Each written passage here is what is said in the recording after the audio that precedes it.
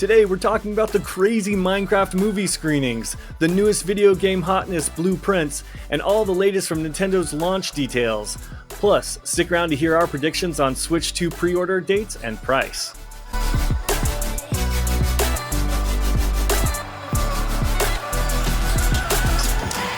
Welcome, friends, to this week's episode of Good Playing With You, your weekly gaming news roundup. I'm Dan Whitehill, and as always, I'm joined by my charming pair of chicken jockeys, Matt Lord. Hey, how's it going? And Matthew Moulding. Hey now.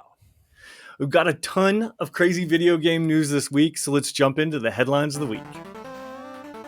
Okay, gentlemen, crazy really is the best way to describe this past week in video games, but before we talk Nintendo updates, let's talk about those Minecraft headlines.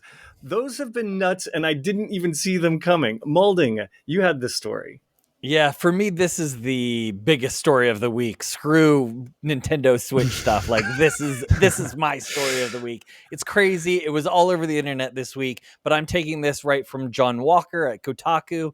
A Minecraft movie defies expectations, making $300 million worldwide in its opening weekend. Following some very tepid reviews and a year of angry internet men explaining how the film will definitely be a flop, a Minecraft movie has smashed its opening weekend expectations, pulling in $157 million in the US alone. With an estimated $300 million in ticket sales worldwide, it's looking to easily make $1 billion and has likely already made its money back. Based on pre-sales and expectations as reported by Variety, the film was projected to bring in an impressive $70 to $80 million over the weekend, with some bullish analysts suggesting a final number closer to $90 million. So $157 million is an incredible result. This makes it the biggest opening weekend for a movie so far this year, and significantly makes it the highest grossing start for any movie based on a video game, beating the Super Mario Brothers movie opening weekend take of $146 million.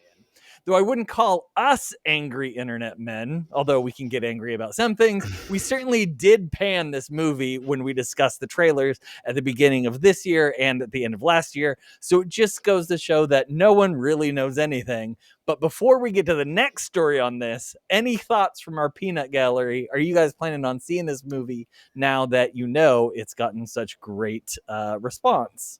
Oh my, how is this movie doing good? Like, is this, well, this is a ruse. We don't have, this is not real. That's not real money. Like, This is either a money laundering operation that we're seeing unfolding before our eyes. There's something fishy going on here. I have heard truly zero people talk about this movie. That's the thing. I didn't even know it was coming out. Okay. Tell me, have you guys seen advertising for this? Because yeah, a little bit. I mean a little, much. But not like, let's say like not a like Spider-Man $300 million worth of advertising. Right. Exactly. Like, what is going on? Like, nobody knew this movie was coming out, so here we are, I guess. Yeah, I'm at a loss. I think some people knew this movie was coming out and it was the target demographic. I think they must have just nailed these kids that grew up playing Minecraft. And I think that we're seeing that nostalgia just rules and it defies logic, because there is we are living in an alternate universe here, people, because the Switch 2 has been derailed. We don't even have a real price or a pre-order opportunity, and Minecraft is blowing up the box office. This is, I'm telling you, 2025 is kind of blowing my mind a little bit already, and I definitely didn't see this one coming. I called this a turkey from the second I saw it. I thought the costumes were stupid. I thought the live action was stupid. I thought Jack Black looked stupid. The green screen was awful. Like, everything about it looked terrible. Everything in this movie is physically painful. Now, would I see this movie? Let's say I did see Borderlands, but also I think I'm going to have to get really stoned or drunk or something, because I just still think it looks so bad. I don't think that I'm going to be able to see it sober. And I just am blown away. But I did look and see that there wasn't a lot of competition for this specific target audience and this sort of film. And it definitely, when your next story hits, we'll definitely see what audience it's hitting. Okay, perfect. Because that was my next question. Like, who was this movie for?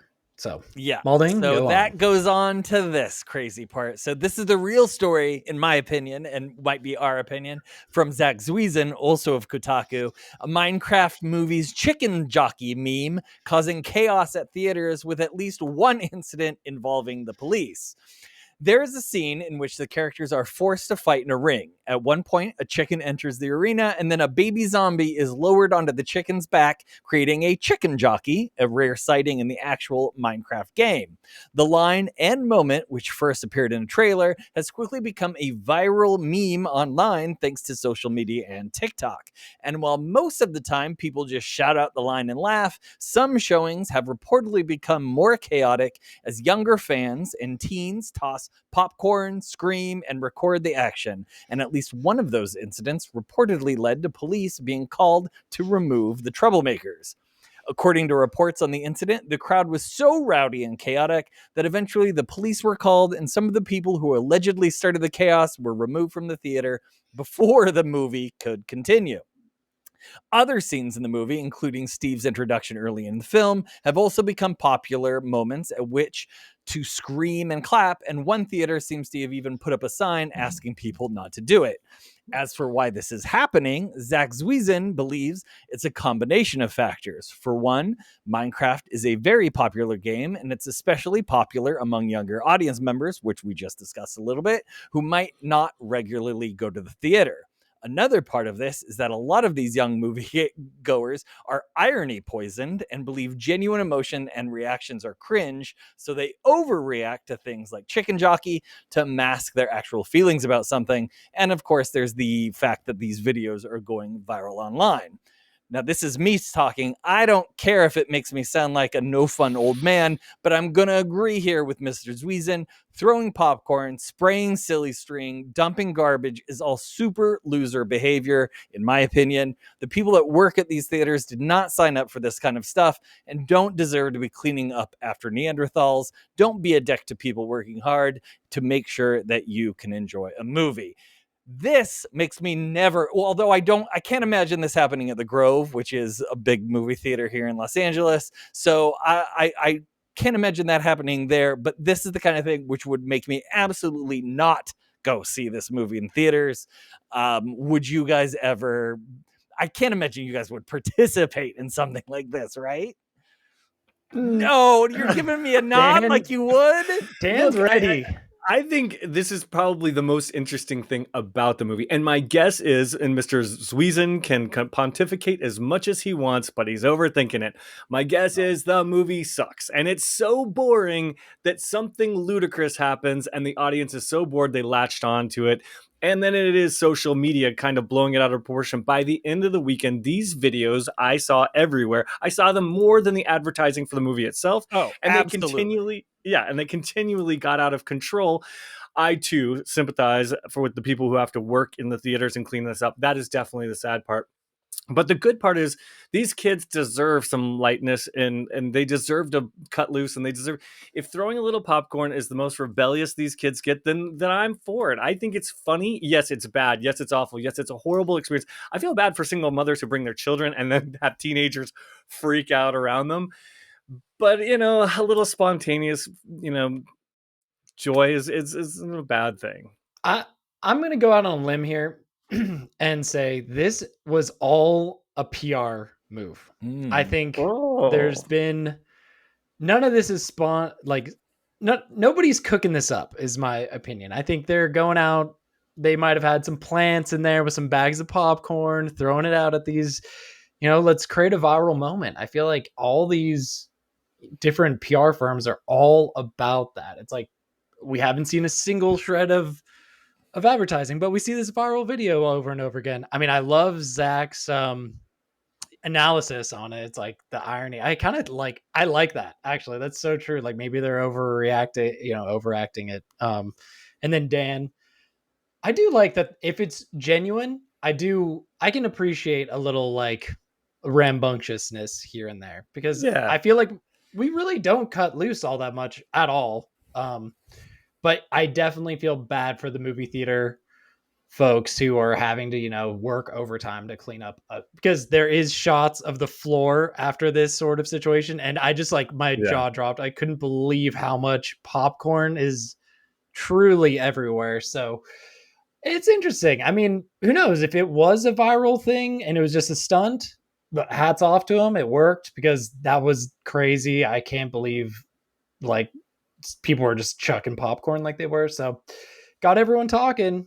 Maybe that you guys are money absolutely crazy. This is one of the worst things I've ever seen. And movie going is such an an important part of my entertainment in my life. I love going to the movies.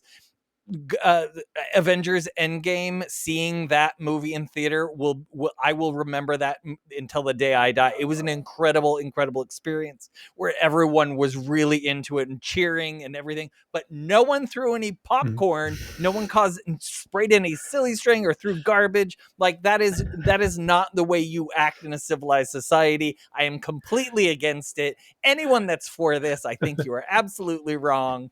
I feel very strongly about that. That is not the way you act in public. My response to that, though, is like, if we're watching like the Minecraft movie as opposed to like The Brutalist, and you're throwing popcorn in The Brutalist, then we're gonna have a problem. Like we're gonna have to have a conversation, like, because I'm with you. I love movie theater etiquette, but we're talking about the Minecraft movie.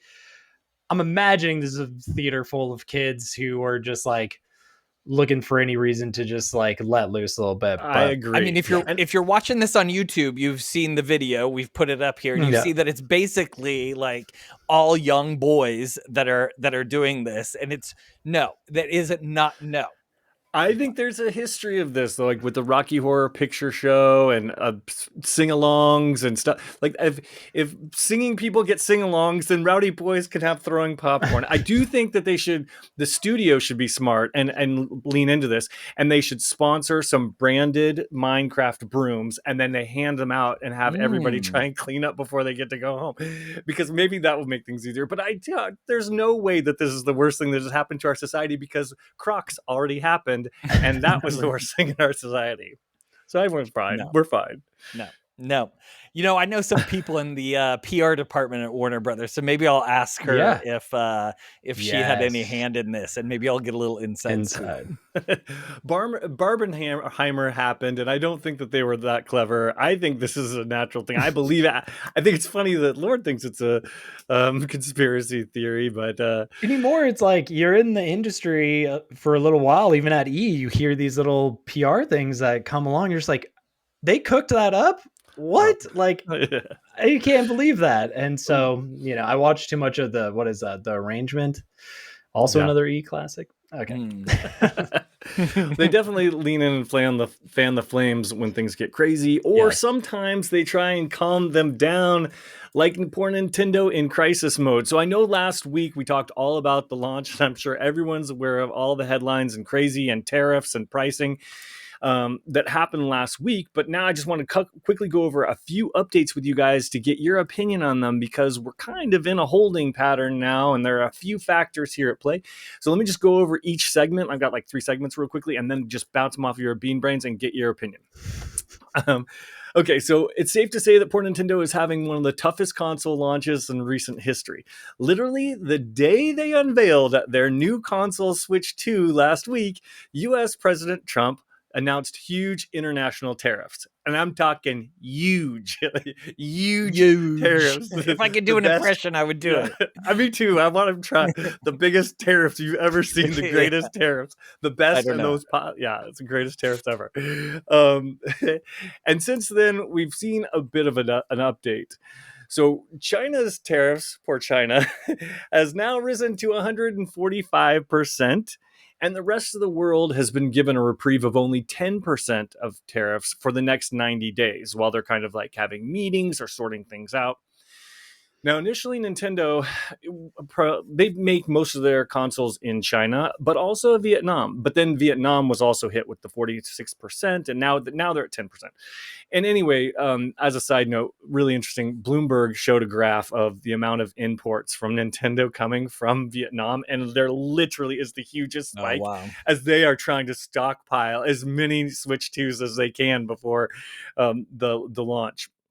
So it's been really, really interesting to see. It's really, but even before these tariffs, the prices themselves for the console as well as games, which we'll get to in a minute, were controversial. Nintendo announced the Switch 2 would launch at $450, and then the Mario Kart World Bundle would go for $500. And let's just say fans were not thrilled. On Nintendo's next live stream, previewing the game in their Treehouse stream, their YouTube channel was flooded with comments already calling for a price drop, and that was before the tariffs were announced. Nintendo of America president was quoted as saying, and that's Doug Bowser, as quote, "As we look at the Nintendo Switch 2 and you think about the feature sets that I've talked about, we believe that the pricing is appropriate for the value of the machine and the gameplay experience overall." Since then, Nintendo has halted pre-orders in the United States and Canada. Sorry, Canadians, you got effed on that one, because they want to reassess the market. So they have still promised that the Switch will be released on June 5th, but they are not taking pre-orders in the United States or Canada. However, interestingly enough, yesterday on April 10th, the UK pre-orders did open, and our British brothers and sisters were able to start putting in their pre-orders and bragging about it online. So we're still in a holding pattern, essentially, waiting to hear what Nintendo's going to do with their pricing strategy, knowing that the tariffs now have dropped to 10%, knowing that they're stockpiling. What do you guys think about this? Do you think pre-orders will go? I want to know, like, look at your crystal ball. I want a date. When do you think pre-orders are going to go live, and will the launch prices change? Ooh. Well, I think the pre-orders will go live May 1st. I think that seems reasonable. I think that's a nice solid number and gives it about a month leeway. I just love that last episode when we had our huge Nintendo talk. I was certain Nintendo had some insider, calculating the tariffs. That's why this thing's at $450. The games are so expensive. Turns out none of that was accurate at all.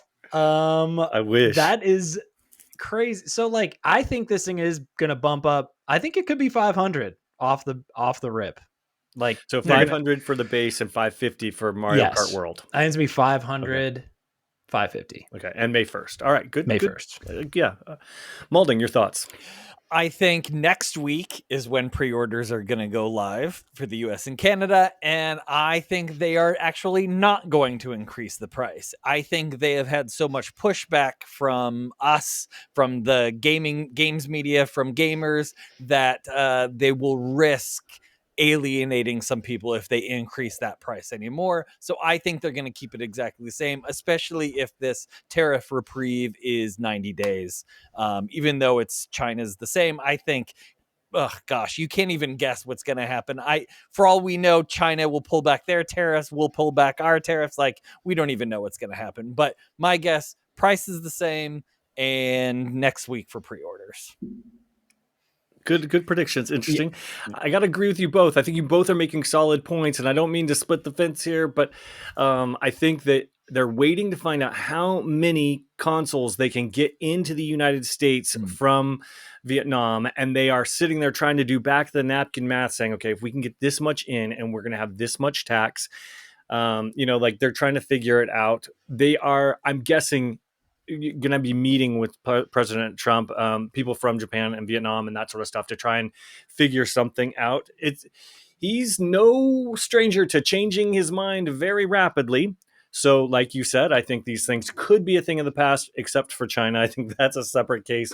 But for Vietnam, so for video game lovers, I'm guessing we're going to be okay. I also think you're right. They are going to eat the 10% price increase.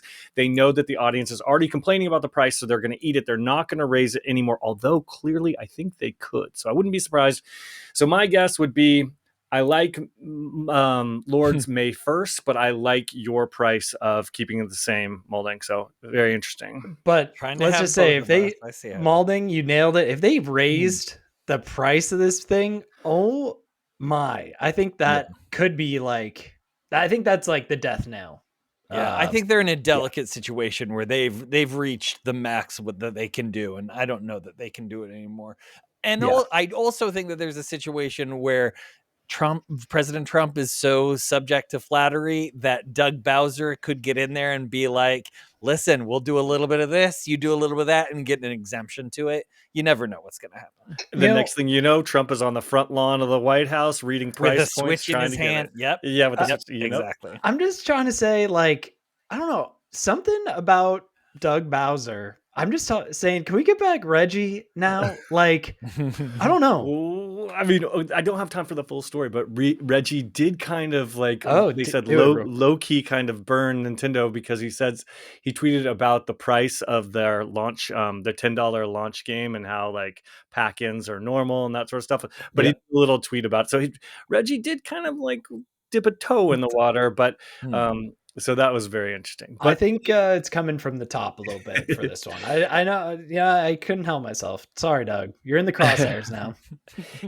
Friend of the pod, Doug. Yeah. Old friend of the pod, Doug. You might be rethinking that when I get to his quote later on. We got a couple more stories to move on to. So it's not just the console price, though, that has gamers up in arms here and Nintendo in a bind. Nintendo is now also trying to justify a surprising $80 price tag on their games, on some of their games. Mario Kart World, they came out and they said, look, fans will understand the $80 price point on Mario Kart World after the upcoming Nintendo Direct on April 17th. So once you've seen more, you'll understand the value proposition. And it sounds like they're really banking on this presentation to make you feel like it's worth it. Although I'm not sure that's going to happen for me. But it's not just Mario Kart World that's hitting that premium tier, though. It was after that whole conversation happened, a few other Switch 2 edition titles announced for the console also were valued at $80, like Kirby and the Forgotten Land plus Star-Crossed World, Super Mario Jamboree and Jamboree TV, and The Legend of Zelda Tears of the Kingdom Switch 2 edition are all $80 games. Now, on the bright side, not every title is getting the $80 treatment. The new Donkey Kong game, for example, which, I think I'll definitely pick that one up, is listed at $70 because it's a deal, I guess, $70. So it looks like Nintendo might be experimenting with variable pricing depending on the game. Is this just a launch tactic? Will we continue to see them do variable pricing, or are they really just going to hit that, $80 and just give us all the middle finger? Will this work, and how long? What do you guys think? Sorry, Molly, go. No, I think they've already made this announced. They've already angered the people. And people are still going to buy it. I don't think they're going to roll back the price. I think this is going to be the new industry standard. And I think variable pricing is going to be the way of the future. I think we'll see Grand Theft Auto be 100 plus. We're getting there too. Yeah, we're gonna get there. Okay, I would guess. Yeah. And then other studios, other publishers are going to say, hey, that next Assassin's Creed, we've got this special thing on it. Let's put that one at $85. Well, they'd never do an 85, but let's put that one at 80. Let's put this one at 90. I think this is the future. This is what's going to happen with games from now on. And Dan, did it specify if Donkey Kong was going to be $70 digital, $80 physical? They didn't specify. Okay.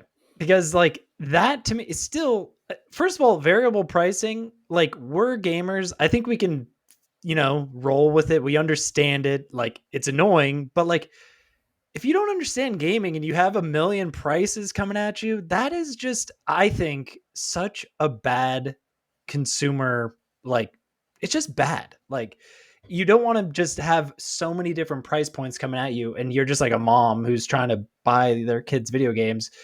You won't understand it. It's too complicated. And I feel like we're getting into some weird murky water with all these different, prices and then of course Mario Kart is going to be, super duper popular. So it's just, that's gonna be $80 forever, never gonna probably go on sale. That's the problem. They never go on sale. Exactly. So we're just gonna have an $80 Mario Kart game, and then you're right, every other company is gonna do the same thing. They're gonna copy them.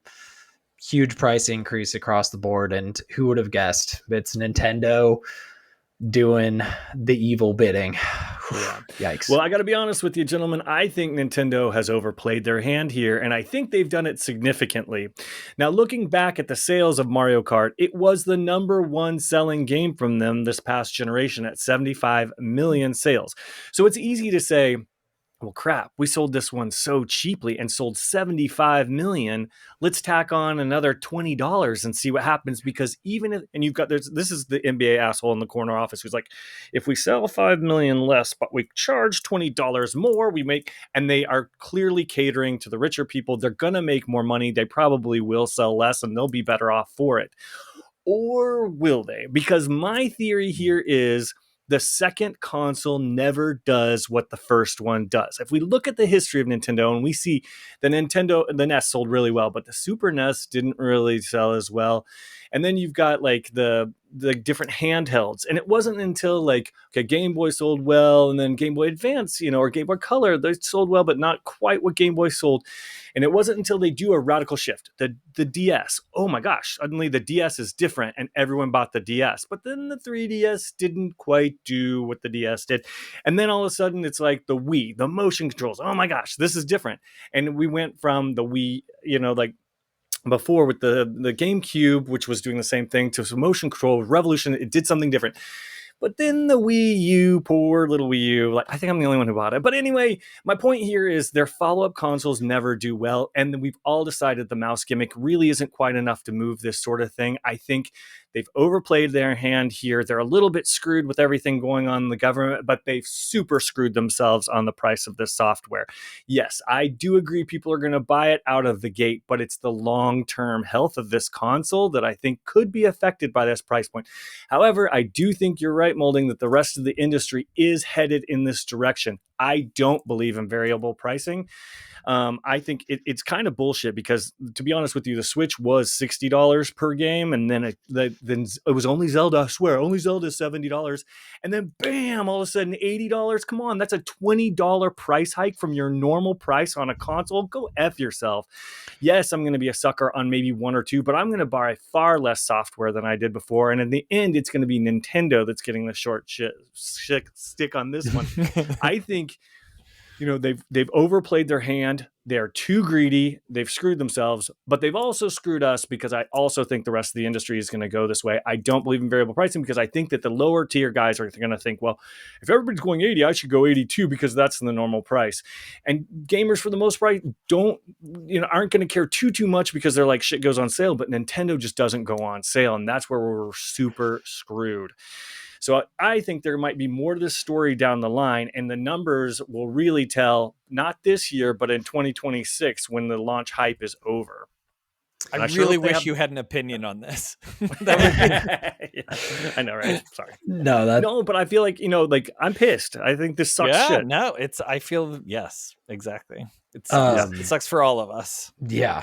It's just too bad. Like, I really think, I mean, I know we joked about it, but like, there's like seriously potential for video game boycott going on with this console already. So if anything goes furtherly worse, right? Like, I seriously think we are going to see some people taking it to the streets. You could be right on that one.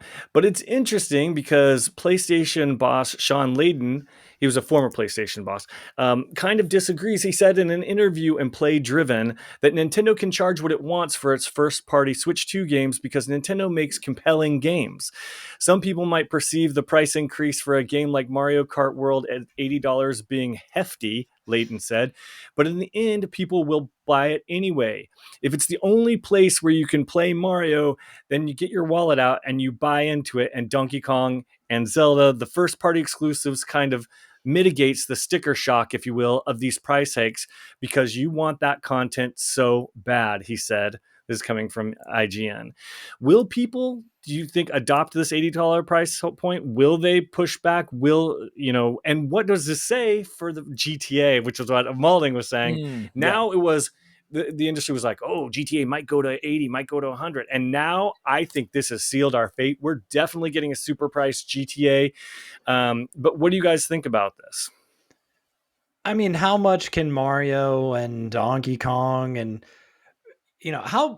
Zelda's, the outlier, because I feel like Zelda is a little bit more mature, but like for me, can Mario really sustain me up? And you just get an $80 game this time, maybe next gen you get a $100 game. I like, is my love for Mario worth $100 or even $80? Honestly, it might not be anymore. It's hard to say. I have so many, like, as a gamer, there's so many different avenues you can go now, which is great. That's the best part about gaming. You can take so many different things and you fall in love with so many different genres, yada yada. Anymore, I don't know. Like, I don't know if Mario's sucking me in like it used to. Zelda, it's tough because I really do love that formula, the new formula, but it's just, I don't know. I don't know if Nintendo still has that level where I'm like, I can't miss this console because, the new Mario is on it. Like, I just cannot miss it. Like, I'll pay the $450, I'll pay the $80, like I'll pay the $90 for the physical copy. You never know. Like, I don't know if that's for me anymore. I think that's a really good point because I consider myself a super gamer, but I am not a Super Nintendo gamer. So I'm not even planning on buying the Switch 2 day one. Mario is not something that gets me to play games. Mario Kart certainly doesn't get me to play games. Zelda, on the other hand, does. So maybe a $90 brand new Zelda game might make me do this because I'll have fear of missing out. I'll have some FOMO of everyone playing a Zelda game. I can't do it because I don't have a Switch, so I go out and buy a Switch and so on and so forth. So I think it really does depend on the person and what they're into. For example, Dan and I have been playing Destiny 2, a game that has been out for years now at this point, and there's just so much competition there. We both bought some DLCs for $2.99 a piece. It was super cheap, and I'm having a great time having my Destiny 2 renaissance. And so there's just so much competition in there. They really do have to be careful with like how high they get versus the amount of stuff that's out there for us to play. We make decisions as consumers. Are we going to spend this or spend this? I have a lot of games that I can play on Game Pass for virtually free that it's just not worth it at this time to spend $500 for a brand new system. And just as an aside, real fast, because like you're right, there's so many other free situations, but it's like some people, like, we can barely even afford groceries right now, let alone damn $450 system and an $80 game. Timing. Like, the timing for this console also just couldn't be worse. Could not be worse. Yeah, maybe 2 or 3. No, like, I don't know, 43 years ago, maybe, but like right now, it's just, come on. Well, you have to think like that $500 price point. That's the same thing as a PlayStation, So yeah. But here's the thing that has me going back to my concern about whales and MBAs in the corner office, because Doug Bowser went further in his interview and said, we recognize that there are some people that may not be able to afford the Switch 2's price point. And that's why we wanted to make other Switch platforms available. So people have an opportunity to come into our gaming universe, be part of these characters and these worlds, and see value, if you will, in whatever rung of the platform they come in. So essentially that quote is, hey, if you can't afford a Switch 2, just buy a Switch. And that to me that's so out of touch and so rude. And it clearly shows they're not catering to everybody. They're not catering to every man and woman. They are catering to the rich. And that essentially says it right there. It is such a conceited quote. It makes me really concerned.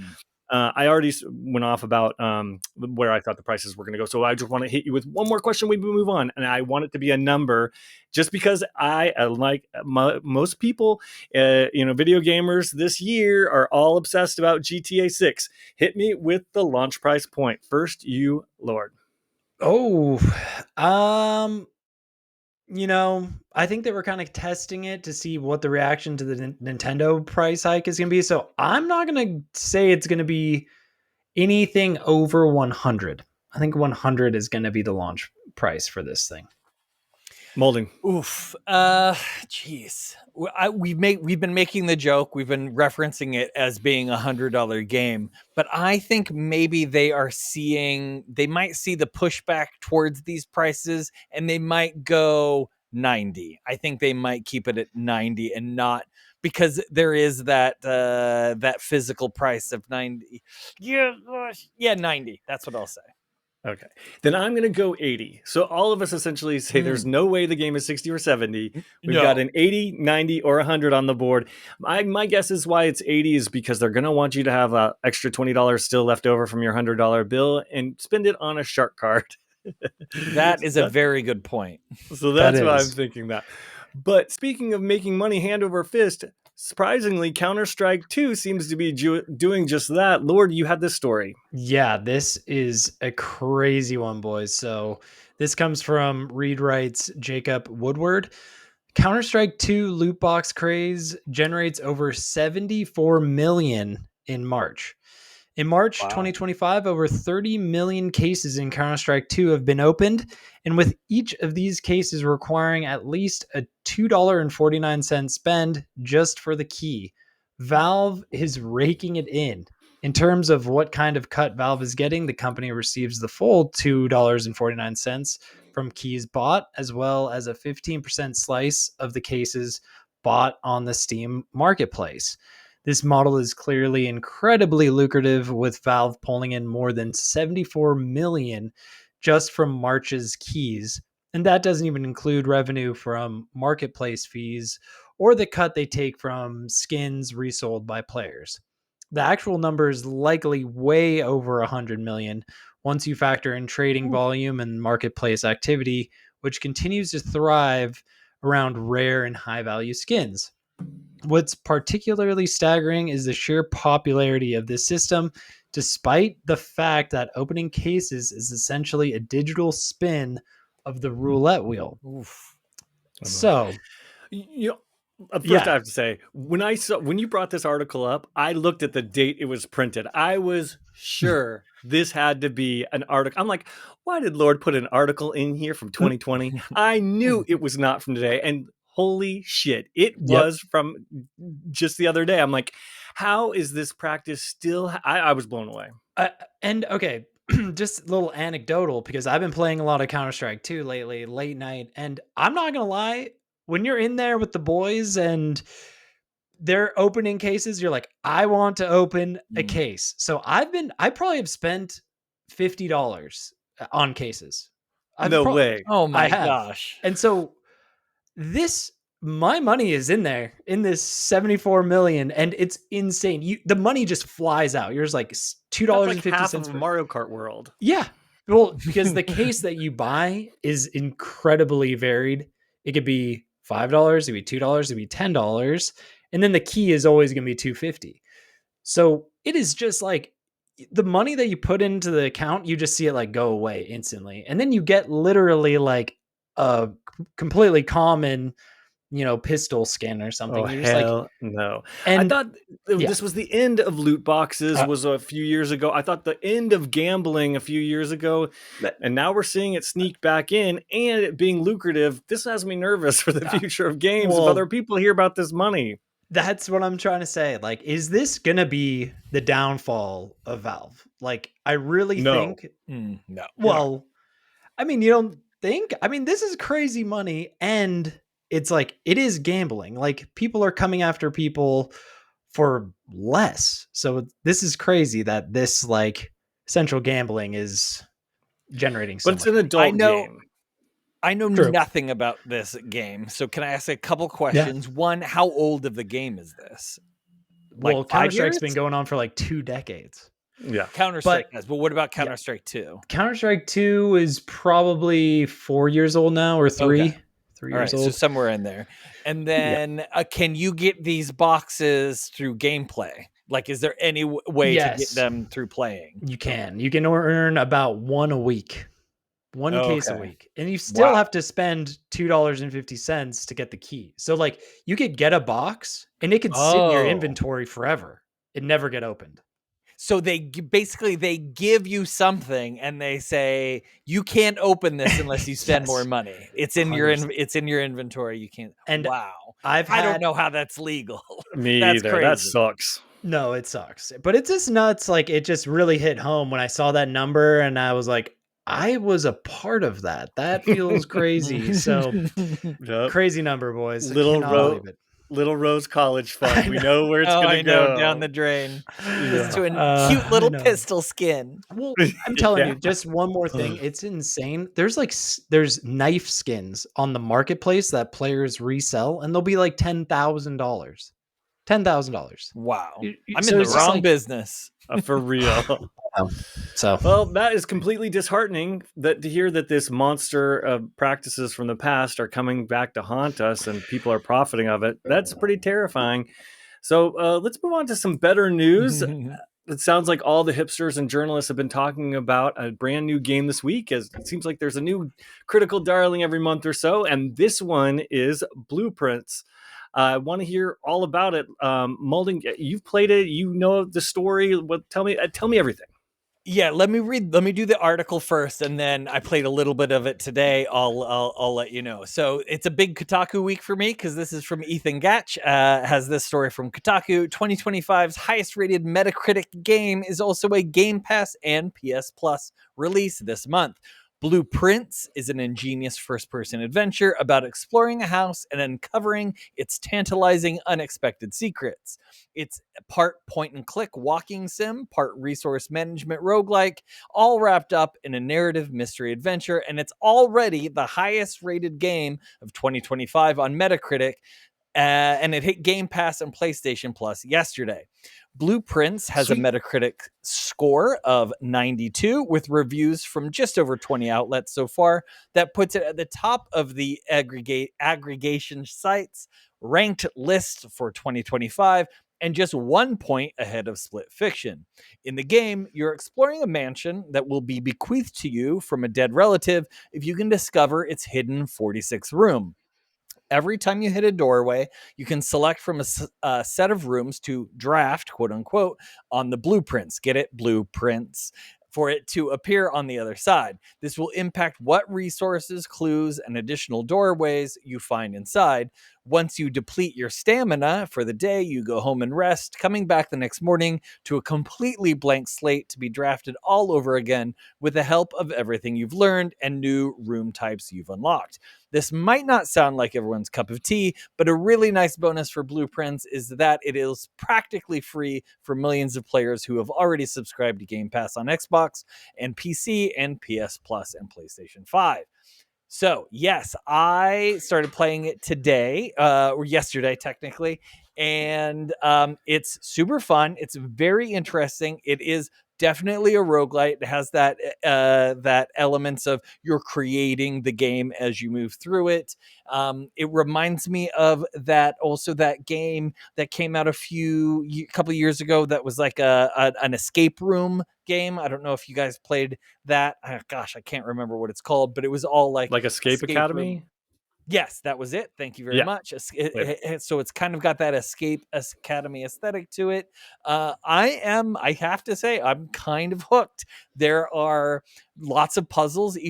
Not each room, but some of the rooms have some puzzles. I did one today that was really actually incredible. It was simple, but it was complicated enough that it took me a few minutes to really get the hang of it, and once I succeeded at the puzzle, I felt so smart. I felt like it was like I really did. I felt really smart doing it. I didn't have to look up anything. It's very unique. I don't think it's like anything. I mean, I said that it's like the other game, but there's something really new and fresh about it. I'm having a lot of fun with it. Do you want to have any questions about it? Let me ask you this, Malding. Yeah. So they mentioned a little bit in the article, but if this game wasn't free on Game Pass, would it be as great as they say it is? So because it's not the type of game that I normally play, I would not have bought it because it's just not my normal thing. However, after reading all the hype about it and now knowing what it is like, I would have been kicking myself because it is really fun. I don't know, because I do have Game Pass. I don't know what the price point is. I should have looked that up before we recorded to see if it would be worth that. I probably wouldn't have bought it without Game Pass, but I would have been missing out on a great game. So And so like you're kind of like building a house. Is that you're sort of Yeah, like you're not putting it physically together? building a house. You start out in the foyer. You have 3 doors to pick. You go up to a door, you go to open it, and then you're given 3 rooms, 3 choices of rooms to then create the next room. So and That's then cool. at the end of the day, all of those rooms are deleted, and you have to start fresh again. But you have the knowledge of what room has what stuff in it, so you can kind of plan. You can be like, hey, I know that further along there's going to be a room that I need a key card to get in. I know this other room always has a key card, so I got to make sure to draft that room before I move on to the others so that I have that key card to move through. Got it. Now, does anything carry over? Is there any is a roguelike or roguelite where like does any sort of progress that you make in your first run carry over to your second run? Just knowledge? So I've only played this game about an hour and a half or so. No, most stuff just gets automatically deleted. However, I did come across one room that I didn't draft, but they tell you some of the rooms have like special abilities.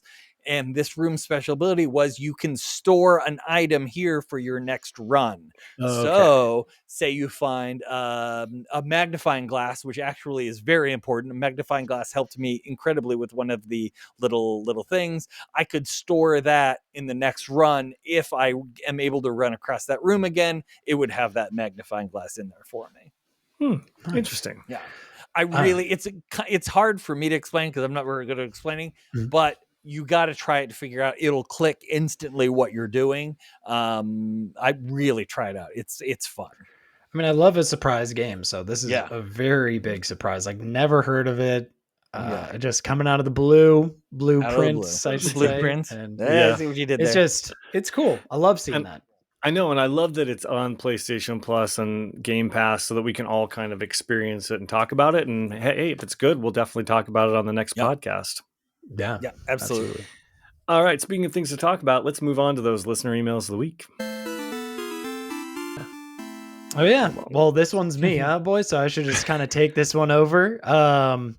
So the other day I was just drinking some coffee and I'm just like, oh man, I just love drinking coffee and playing games or any energy drink. So I'm just like, what are your favorite games to play while, after you've had your preferred energy drink of choice? It can really be anything. So you have to have the energy drink and then the game that you are choosing to play.